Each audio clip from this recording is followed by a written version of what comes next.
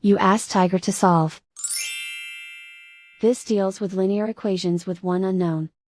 The final result is x equals -15. Let's solve it step by step. Simplify the expression. Group like terms. Simplify the arithmetic. Expand the parentheses. Simplify the arithmetic. Expand the parentheses. Group like terms. Simplify the arithmetic. Group all x terms on the left side of the equation. Add 3x to both sides.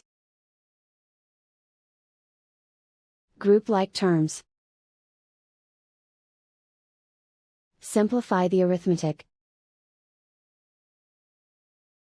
Group like terms. Simplify the arithmetic.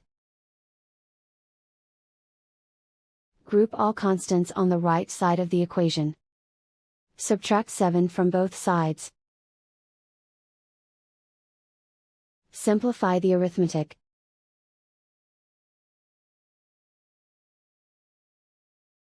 And so the final result is x equals -15.